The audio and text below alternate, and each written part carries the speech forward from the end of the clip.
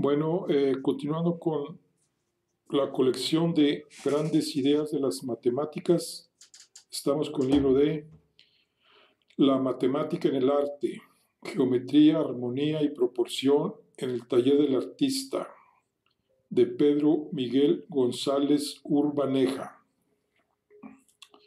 Y vamos a ver lo que es el capítulo 2. Este capítulo 2 tiene 1, 2, 3, 4, 5, 6, 7, 8, 9 hojas, que se traducen a 18 páginas. Bueno, vamos a ver el capítulo 2, que se llama Las proporciones conmensurables, las consonancias musicales en el arte. Para los hombres del Renacimiento, las consonancias musicales eran las pruebas audibles de una armonía universal que afectaba a todas las artes. Rudolf Whittaker, Los fundamentos de la arquitectura en la edad del humanismo.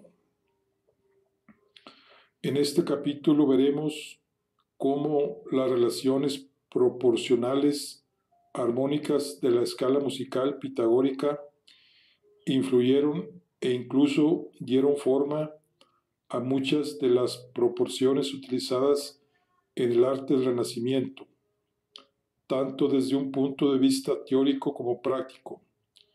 Alberti y Palladio son las principales fuentes teóricas para estudiar este asunto. León Battista Alberti, el más elegante de los humanistas, el príncipe del saber, fue uno de los más brillantes artistas y teóricos renacentistas, admirado por su cultura, por su obra teórica y su plasmación práctica en sus obras de arquitectura, que eleva al rango de las artes liberales. Sus escritos más importantes son De Pictura, 1435, y De Re a Edificatoria, 1450-1485, en los que realiza un esfuerzo de intelectualización y racionalización general del arte. Todo en el edificio se calcula y se analiza. La belleza es el valor absoluto de un organismo estético, donde nada puede ser modificado.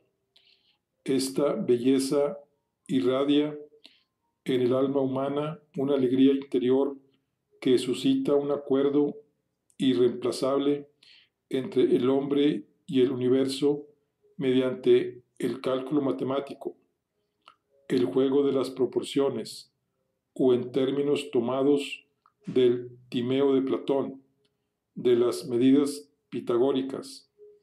La clave de la belleza estriba en mantener un sistema uniforme de proporciones en todas las partes del edificio. La clave de las proporciones correctas es el sistema pitagórico de la armonía musical. De esta forma, Alberti analiza la correspondencia entre los intervalos musicales y las proporciones arquitectónicas. Con base en Pitágoras escribe: los números que hacen que las concordancias sonoras produzcan placer en los oídos son exactamente los mismos que deleitan nuestra vista y nuestra mente. Al explayarse en la explicación de sus palabras, Alberti alude literalmente a Pitágoras. Tengo que afirmar de una vez por todas la opinión de Pitágoras de que la recta naturaleza está en todo y que los números que determinan que la concordancia de las voces sea agradable a los oídos hacen también que los ojos y el entendimiento se colmen de maravillosa voluptuosidad. Alberti prosigue: tomaremos por tanto todas nuestras reglas para las relaciones armónicas de los músicos, que conocen perfectamente todo tipo de números y de aquellas cosas concretas en las que la naturaleza revela completamente toda su excelencia. Es decir, para Alberti, las relaciones armónicas inherentes a la naturaleza se revelan en la música.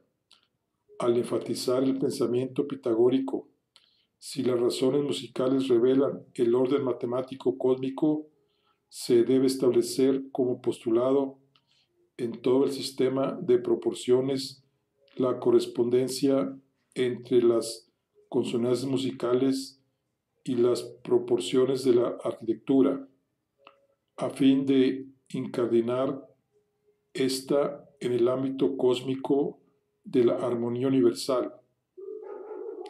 No es que el arquitecto tenga que trasladar directamente las proporciones musicales a la arquitectura, sino que debe hacer uso de la armonía universal que se revela en la música.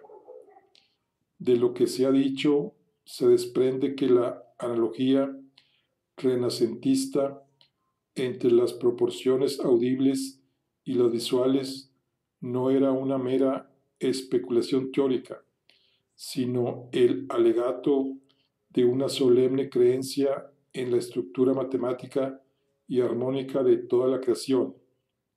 Pero además, la música ejercía una singular atracción sobre los artistas del Renacimiento, porque siempre se la había considerado como una ciencia matemática. Desde la antigüedad existía una ininterrumpida tradición según la cual la aritmética, que es el estudio de los números, la geometría, el estudio de las relaciones espaciales, la astronomía, el estudio del movimiento de los astros y la música, el estudio de los movimientos aprendidos por el oído, formaban el quadrivium de las artes liberales matemáticas. Frente a estas, la pintura, la escultura y la arquitectura se consideraban quehaceres manuales. Para elevarlas desde el nivel mecánico al nivel de artes liberales, fue necesario dotarlas de una base teórica, es decir, de un fundamento matemático. Esta transformación fue el gran logro de los artistas renacentistas del siglo XV. Se comprende, pues, que centraran su atención en la música, considerada la más importante de las artes liberales, esencial en la formación artística.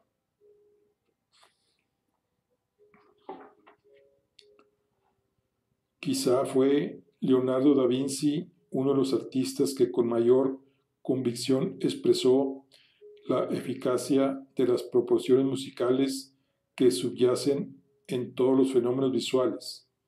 Incluso llegó a decir la célebre afirmación de que la música es hermana de la pintura, lo que va mucho más allá de una simple analogía o paralelismo, e indica una estrecha relación, ya que tanto la música como la pintura comunican armonías, la música mediante sus acordes y la pintura a través de sus proporciones.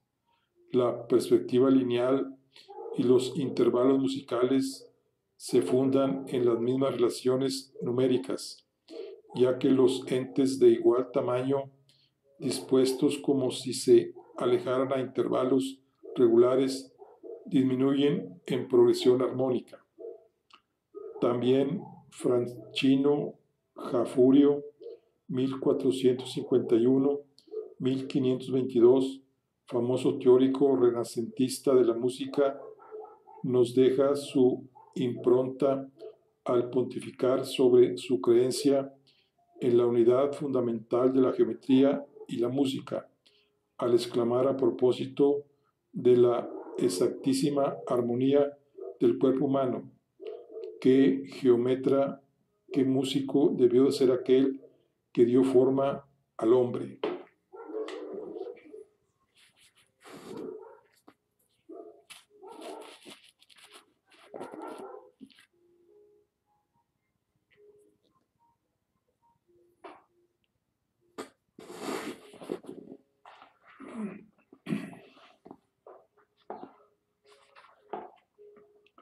La generación albertiana de las proporciones. León Battista Alberti escribe en Di Re Edificatoria: estos números que los arquitectos usan tan cómodamente para establecer el plano de las plazas y mercados y otros lugares públicos construyen las dimensiones en buena armonía, simetría y proporción. Alberti distingue tres tipos de plantas: pequeñas, medianas y grandes. Cada una de estos tres tipos puede tener a su vez tres formas diferentes: el cuadrado, el diapente sequihatera quinta y el número 1, plantas pequeñas. Define tres tipos de plantas pequeñas: las que tienen forma de cuadrado 1:1, las rectangulares con formas con proporción de 1:1.5, o sea 2:3, y finalmente las rectangulares con formas con proporción de 1:1.1, o sea 3:4. Estas proporciones responden a las consonancias musicales simples. 2. Plantas medianas. Estas duplican las proporciones de las plantas pequeñas, es decir, son en rectángulos de 1:2, 1:2, en rectángulos con proporción de 1:2 veces 1.5, o sea 4:6 y 9, y finalmente en formas con proporción de 1:2 veces 1:1, 9:12 y 16. En estas plantas medianas el asunto tiene más interés, ya que las proporciones se engendran por razones compuestas sucesivas. Así, para trazar una planta con una proporción de 1:2 veces 1,5, el arquitecto establece una unidad múltiplo de 2. Por ejemplo, 4. La amplia hasta la proporción de 1:1,5, es decir, 4:6. Ahora amplia esta vez otra vez hasta la proporción de 1:1,5. Esto es, añade a la dimensión 6 su mitad 3, con lo que obtiene 9, y queda 4:9. Se dice que la proporción 4:9 se engendra a partir de las dos proporciones de 4:6 y 6:9, es decir, simbólicamente 4:9 es igual a 4:6 por 6:9. Análogamente, la proporción de 1:2 veces 1,1 se engendra de 9:12 a 16 igual a 9:12 por 12:16. 3. Plantas grandes. También en este caso, Alberti habla de tres tipos. El primero se forma añadiendo un medio al cuadrado doble, 2:4, con lo que se genera la proporción 1:3, a partir de 2:4:6. El segundo se forma añadiendo un tercio al cuadrado doble, 3:6, con lo que se genera la proporción 3:8 a partir de 3:6 y 8. Y el tercer tipo se forma doblando el cuadrado doble, con lo que se genera la proporción cuádruple 2:8 a partir de 2:4:8. Vemos cómo unas proporciones se pueden engendrar a partir de otras. Por ejemplo, la proporción doble 1:2, la octava en términos musicales, se engendra por composición de las proporciones 2:3 y 3:4, o sea, 2:3 y 4, es decir, en términos musicales, la octava se obtiene a partir de la cuarta y la quinta, pero también se puede obtener de la forma 3:4:6, esto es, la quinta y la cuarta. Puede parecer que la descomposición de las relaciones proporcionales en subunidades inferiores, intervalos consonantes de la escala musical, realizada para que las proporciones de una habitación sea armónicamente inteligible, resulte algo muy abstruso, pero así se concibió la proporción durante todo el Renacimiento. Ahora bien, estas posibles composiciones deben interpretarse en términos de experiencia espacial, como explica Alberti en el ejemplo 4:6:9. Las proporciones armónicas dobles, triples y cuádruples son compuestas por proporciones armónicas más simples. En algunos casos, solo es posible una forma de generación, pero en otras puede plantearse dos o más, como vimos antes con la octava. 1:2 igual 2:3:4 igual a 3:4:6. Además, por ejemplo, la proporción 4:6:9 es una secuencia de 2/5 y la proporción 9:12:16 es una secuencia de 2/4, es decir, representan disonancias desde el punto de vista musical. Debemos pues pensar en las proporciones de los intervalos musicales como simples ingredientes de la combinación de las relaciones espaciales.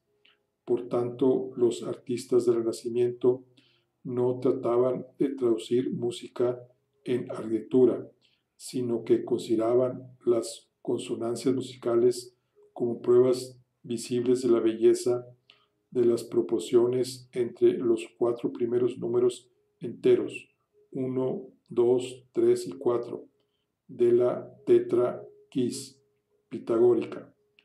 Trasunto, imitación, compendio, manifestación de la asombrosa belleza de la armonía cósmica. Acabamos aquí con el principio de la generación de las proporciones musicales de la arquitectura renacentista. Sin la consideración de este principio es muy difícil descubrir y entender plenamente las intenciones del arquitecto del Renacimiento.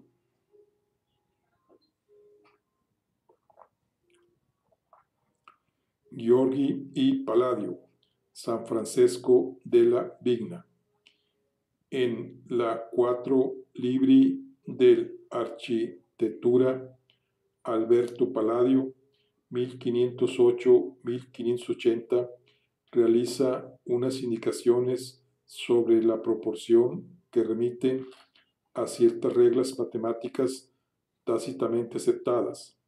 A continuación veremos una descripción sobre la relación proporcional entre las dimensiones de una habitación que conduce directamente a la proporción armónica, pero antes veamos cuáles son las más bellas proporciones para la planta según Palladio, es decir, entre la anchura y la longitud.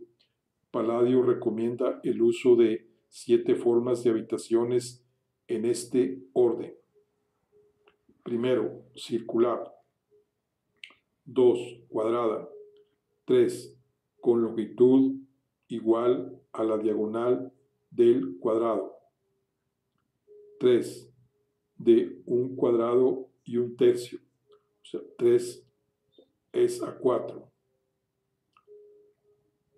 Siguiente, de 1 cuadrado y medio, 2:3, de 1 cuadrado y 2/3, 3 es a 5, y de 2 cuadrados.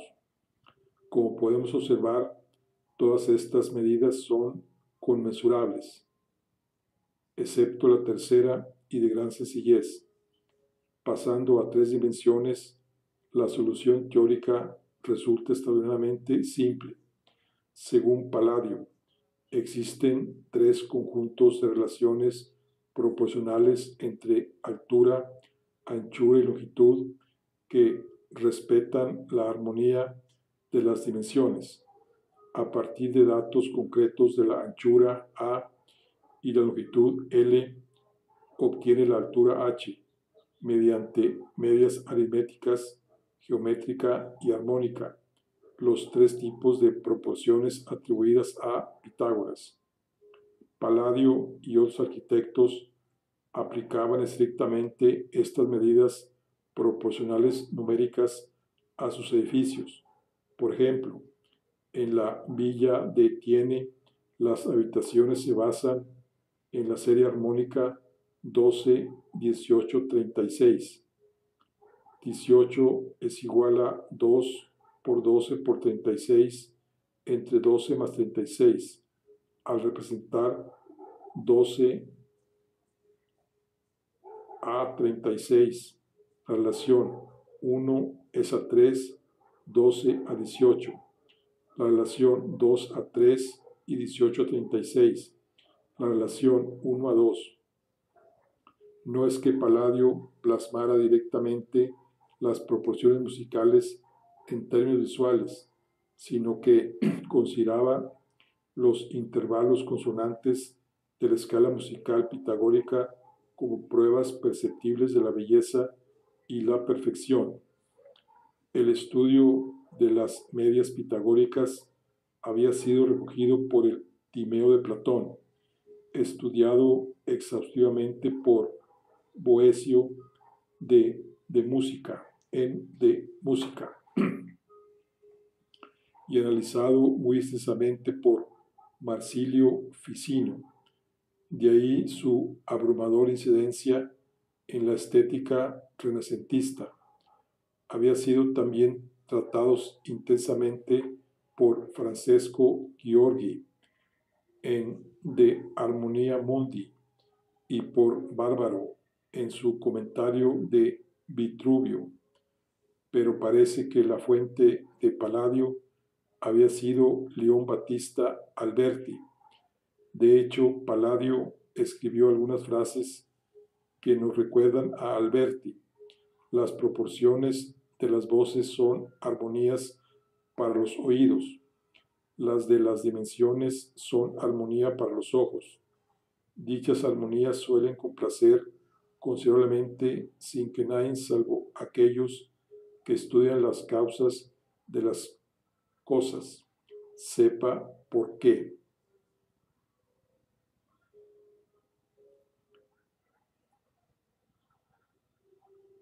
Tan solo hemos comentado las actuaciones de León Battista Alberti y Palladio, pero debemos asegurar que las 3 medidas que determinan las consonancias musicales formaron parte fundamental de las deliberaciones que sobre proporciones mantuvieron los arquitectos y teóricos del Renacimiento.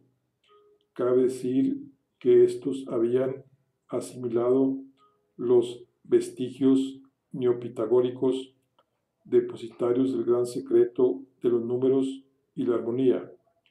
La prueba más fehaciente de lo dicho es el memorándum de Francesco Gheorghi para la iglesia de San Francesco de la Vigna de Venecia, el 1 de abril de 1535, aplicación práctica de las teorías expuestas en su obra de Harmonia Mundi de 1525. A continuación, al utilizar el propio esquema de Gheorghi, sobre el que se han situado una serie de datos y anotaciones, sintetizamos de forma muy sucinta del documento mencionado lo que interesa a la aplicación de las proporciones musicales que aparecen por doquier.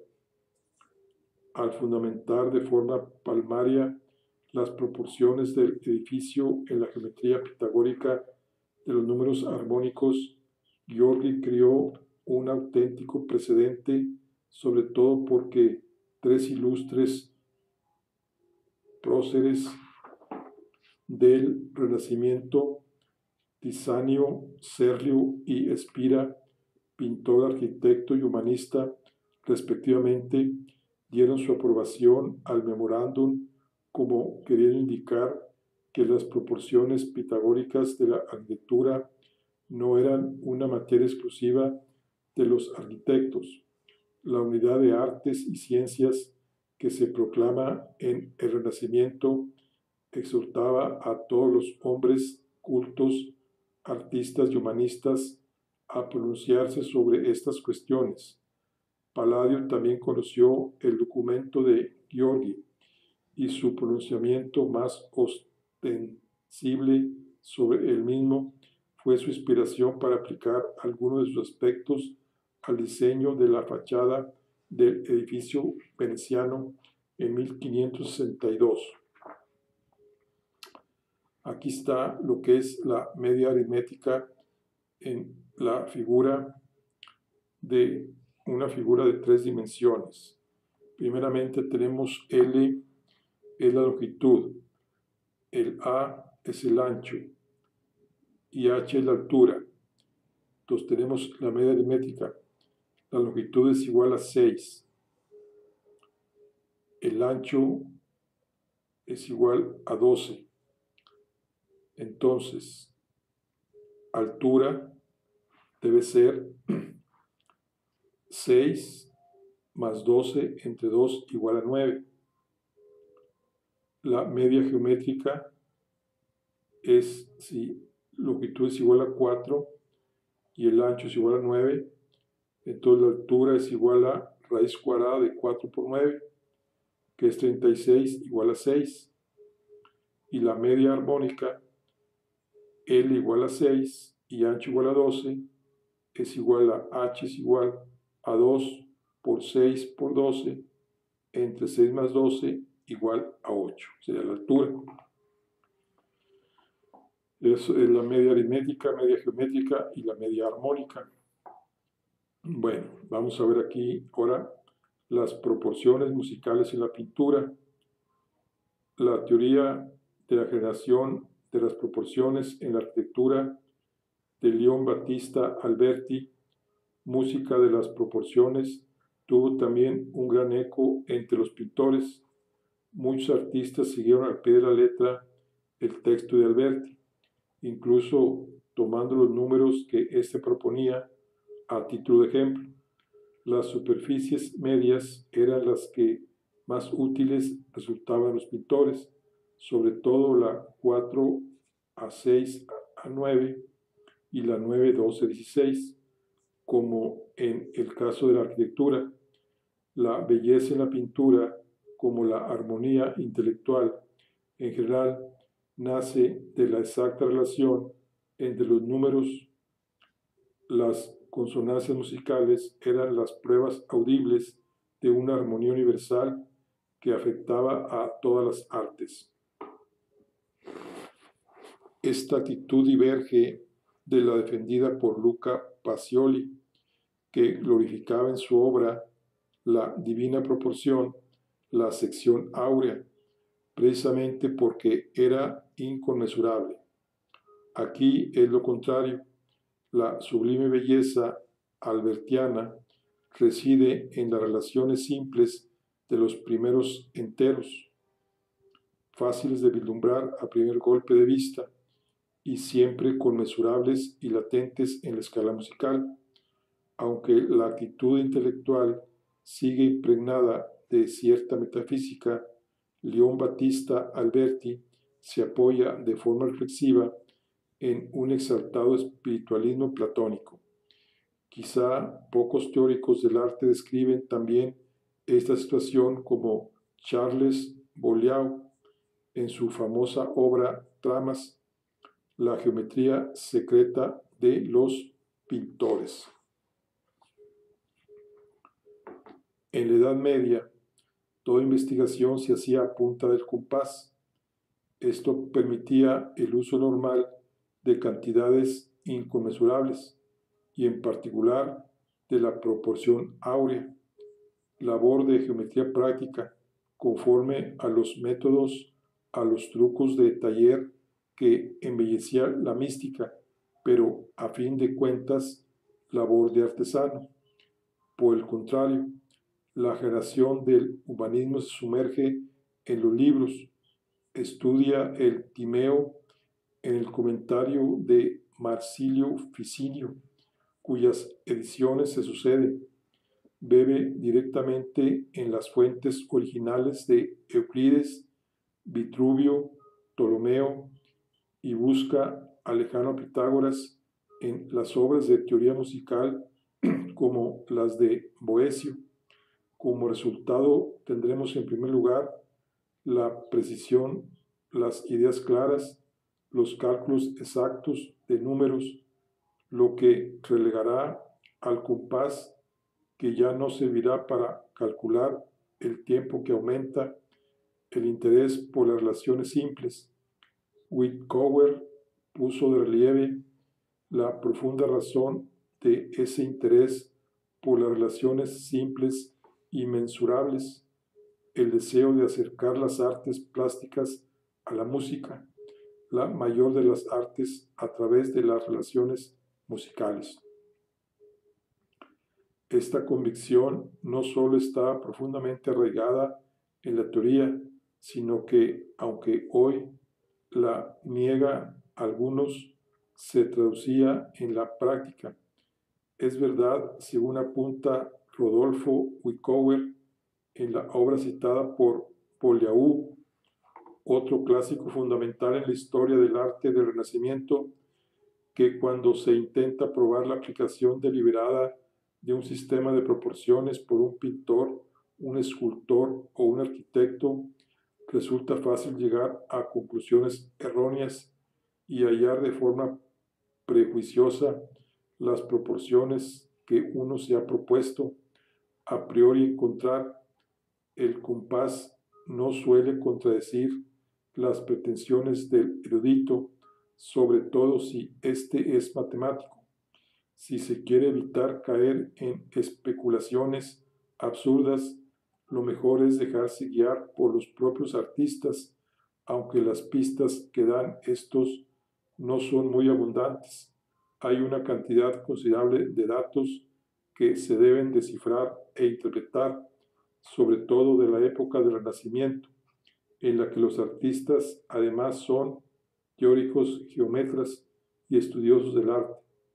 Dos de los ejemplos arquetípicos del albertismo en la pintura, donde brilla con refulgente esplendor la maravillosa Consintias, tienen que ver con temas mitológicos y alegóricos.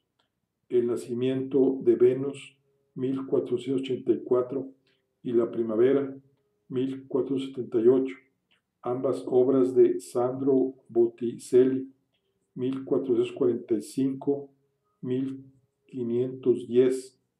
A continuación, analizamos desde la perspectiva de la aplicación albertiana de las consonancias musicales una de las obras cumbres de la pintura, la primavera de Botticelli.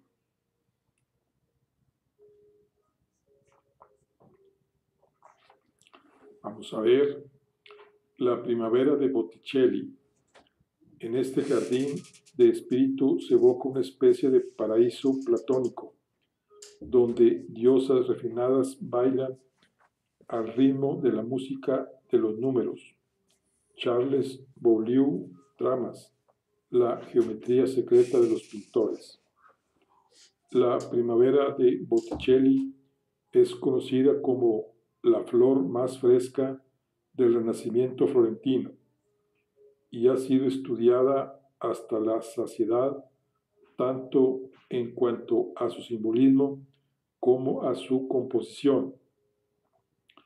El trazado de la obra parece simétrico en apariencia, pero no lo es. Para empezar, La figura principal, Venus, rodeada de un nicho de vegetación, no ocupa en realidad el centro. A su lado a la izquierda hay 4 personajes, mientras que al otro lado, a la derecha, hay 3. De hecho, la obra está construida sobre la doble diapente 4 es a 6 y es a 9, y Botticelli es capaz de adaptar con tal destreza su composición que cada división del cuadro contiene tantos personajes como unidades. El nicho se inscribe sobre las censuras 4 y 6. A un lado hay 4 unidades y 4 personajes. Al otro 3 unidades y 3 personajes. El pequeño amorcillo por encima de la dama soñadora pretende recordar que en el medio hay 2 unidades. Se trata de una curiosa simetría levemente desplazada del eje.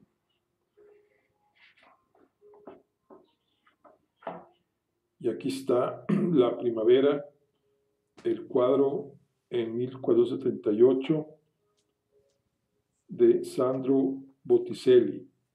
Está en la Galería Uffizi, Florencia.